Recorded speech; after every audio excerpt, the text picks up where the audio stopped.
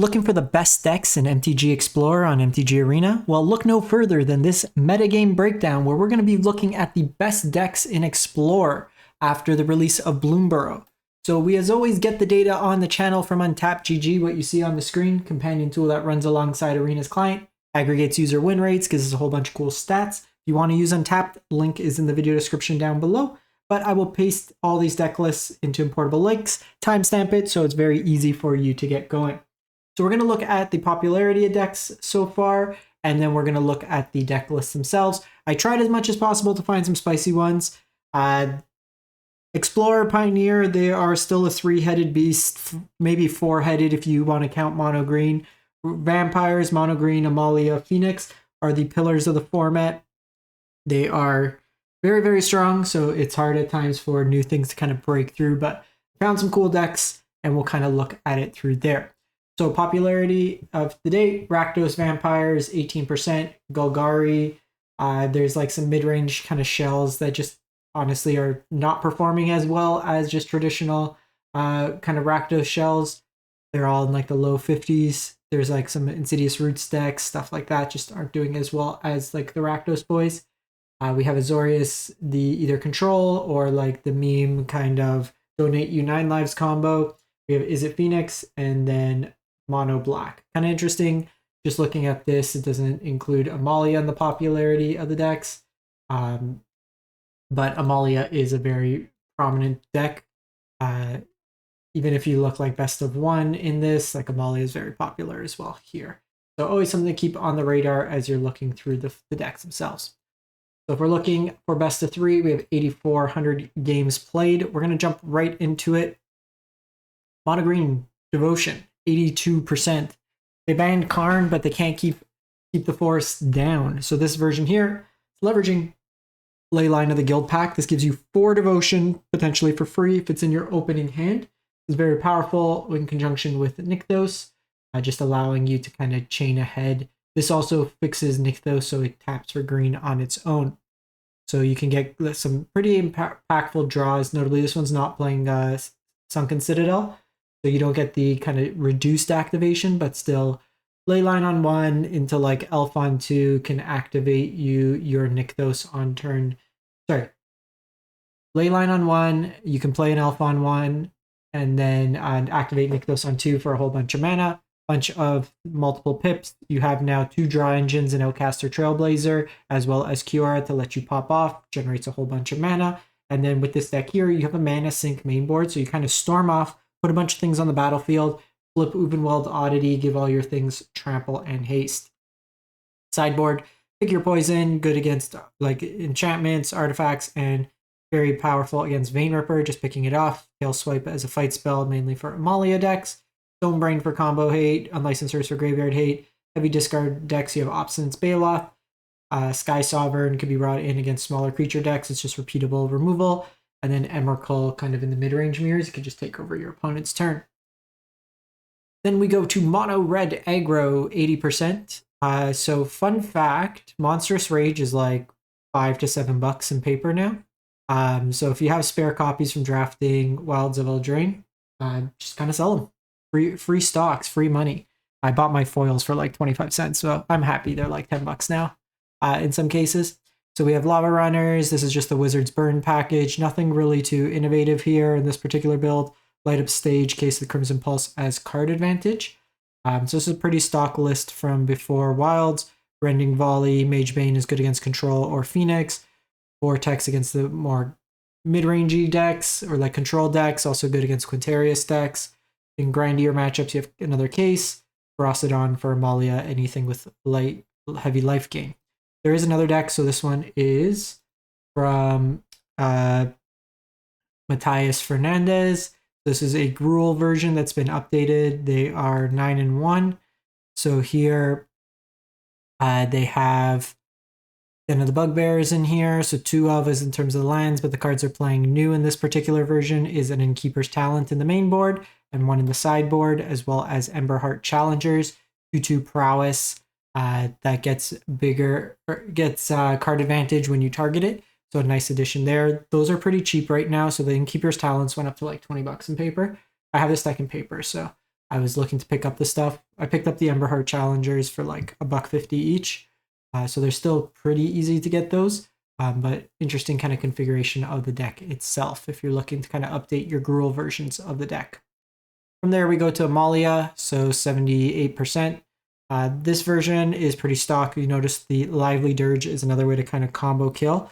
I've seen some versions as well try out. There's a new white sorcery that returns 2 creatures, and then if you gift, I think it returns 3 creatures for 3 mana.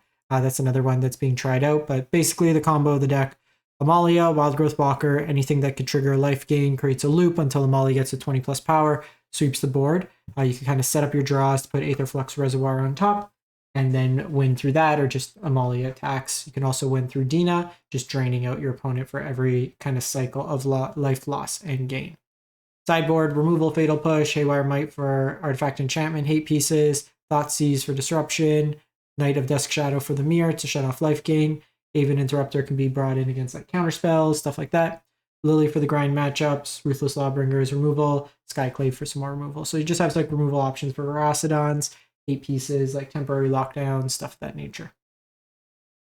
Moving on, we got Mono Black Waste Not playing a new card in Bandit's Talent. So getting a higher density of cards that actually can benefit once your opponent is hellbent. So forces a discard for 2, drains them, and then its final chapter gives you some card advantage, which is nice. Pair that with Waste Not, which has a bunch of utility based on what your opponent discards. The rest of the deck, just Hand Hate, Duress Thoughtseize, Fatal Pushes, Shieldred's Edict, Blot Out, Go Blank, Eats Away at the Graveyards, Extinction of Endless Sweepers, Shellys, and Lilianas. You have the Gyre Reach Sanitarium, so even if your opponent's hellbent, you can force them to draw a discard, so it always kind of triggers in that respect. You'll notice Unconsidered on this list. You could have a lot of activated abilities between the Destruction Lands and Demolition Field, Field of Ruin, Gyre Reach, and Castle Lockwain. Even Takenuma, or Hive in there. More Hand Hate for grindier mid-range matchups. You have Bankbuster, Graveyard Hate, and Amalia Tutoring. For vampires or like Atraxa style stuff, more Hand Hate and Graveyard. Exile, kind of mid-range battles. Trespass could be brought in. Lily as for the mid-range kind of mirrors. Path to Peril as a sweeper, and Invoke Despair. Kind of the mid-range battles, just lets you go over the top 3 for 1 your opponent potentially. Then go to mono white humans. And kind of the biggest techish card here is Containment Priest. This one's at 75%. So your opponent's trying to cheat into play stuff through Collect a Company, Court of Calling, stuff like that from Amalia. If they want to plot a Slickshot Show Off, it gets exiled. If they cheat into play, Vein Ripper gets exiled. So a lot of ways to kind of interact there. Ambitious Farmhand's kind of interesting. Pretty low powered relative to the other things, where this is usually a little bit more mid-range focused card, where the rest of the deck's quite aggressive, but lets you kind of find a land with some virtual card advantage. Bunch of things that care about human synergies, Coppercoat Vanguard, Thalia's Lieutenant in there, and then Brave the Elements can be used as protection effects, but just very lean, aggressive mono white deck. Portable Holes removal along with Get Lost, depending on the type of matchup. Invasion of Gobokan is Hand Hate, Rest in Peace for Graveyard Hate, and then grindier mid-range matchups, you have Wedding Announcement available. Then go to Esper. This one's a cool one. So 73%, 30 games played. A Esper Flash kind of flying deck. So Cunning Nightbonder makes your flash spells cost 1 less. Errant Ingiata lets you play flash spells or flying cards off the top of your library. Then you have like Containment Priest, like we mentioned. Malcolm's, you have Counterspell Package, Jawari, No More Lies. I have no clue what this does. Flash Flying enters the battlefield. Target creature you control gains hexproof down the time. So similar to the Spirit that gives hexproof, this is another way to kind of protect your threats at instant speed. So it's very much a tempo-oriented deck. Haven Interrupter, Brazen Borrow's removal, or temporary removal, kind of tempo elements, and another attacker. Spell Queller can exile things on the stack. You have Wandering Emperor's removal, Urtai's removal, and then Archangel Avacyn as a top end that can be a sweeper in itself. Things coming into play from libraries or graveyards. So notably, this will shut off your Errant Ingiata, activated abilities, tutoring and hate graveyard hate, aggressive decks. You have temporary lockdown, so you can kind of shift into a control deck. You have Kishanas for activated abilities against like red and Gruul based aggressive decks. You have Phyrexian Vindicator, which is a cool one. Like red decks just can't beat this. Notably, this does die to pick your poison. If you don't have another flyer out, Settle, they never play around Settle, and then they get hit by Settle, and then they always play around Settle. And then just a Ganjo as another land. So if you shift up, it's also could just be used as removal. If you want to be more controlling. Rakdos Vampires, 71%. So core of this deck, I cast Sorin, I minus Sorin, I put into play Vein Ripper, I laugh maniacally on turn 3. Discard, 5 discard effects main, removal, Fatal Push, Bitter Triumph, Bloodtithe Harvester Fable combo, a Croxa in this version, Reckoner Bangbuster. So this one's a little bit more mid-rangey with the Vampire combo in it.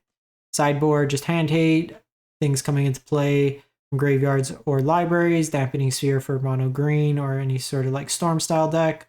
Phoenix can be reasonable. Heartless Act for removal. Life Gain Hate for Amalia, Graveyard Hate with Hearst, Blot Out for the Mirror, Extinction Event is good against mono green and some of the creature decks.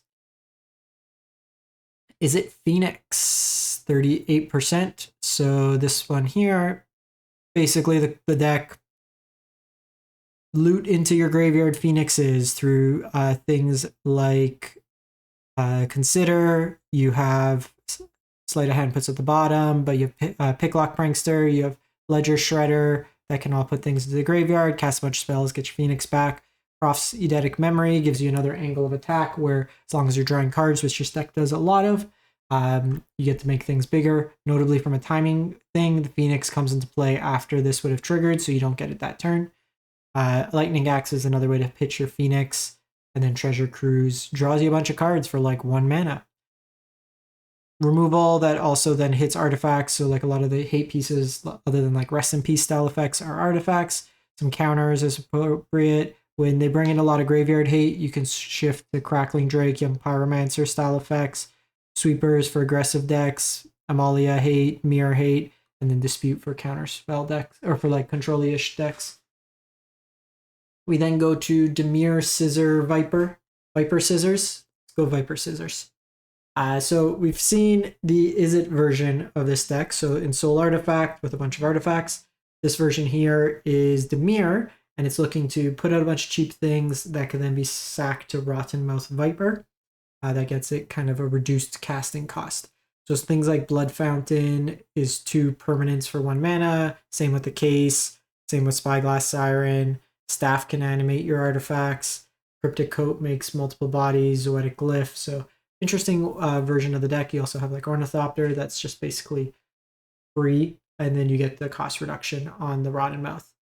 Hand hate, just various counter spells, mono green, mono red hate, anti-life gain, anti-vampire, graveyard focus decks, Shelly for kind of mid-range mirrors.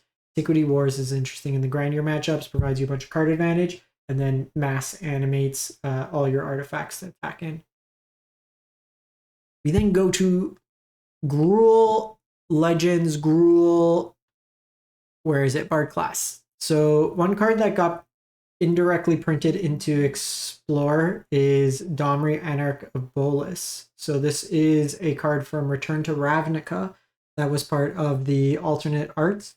So I believe you can only craft these in the game. It's like the Teferis, the Narset, the different arts. So you could craft this, but I don't think you could open them in packs. It's from the Commander set. But this helps you ramp. It's an anthem for your effects.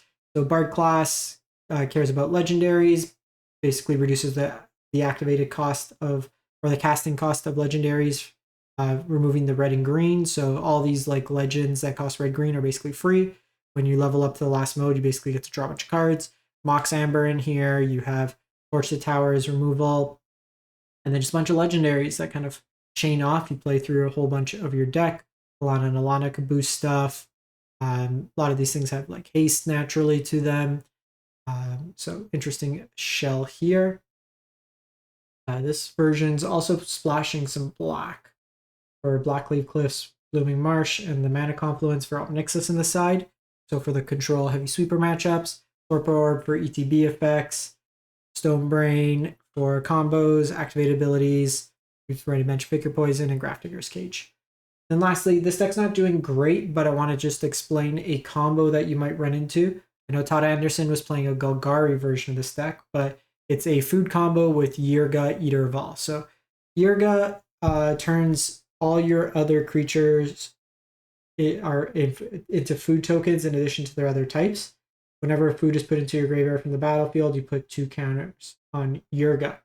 So you have a Cauldron Familiar in the graveyard, 1 on the battlefield. It's basically you sack the battlefield 1 to return the graveyard 1, and it creates an infinite loop. You could drain your opponent out. You could also technically infinitely make Ygra massive as well. So this is being played in kind of a Rakdos sacrifice shell that just incidentally has the combo. There's another card in Scavenger's Talent being played. Whenever 1 or more creatures you control dies, you create a food token, triggers once per turn.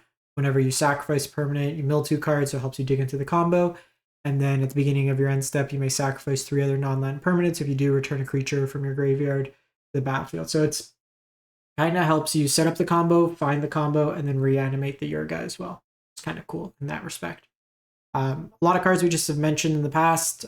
Furnace Rain's obviously just good at stealing big things and then sacrificing it with the deck.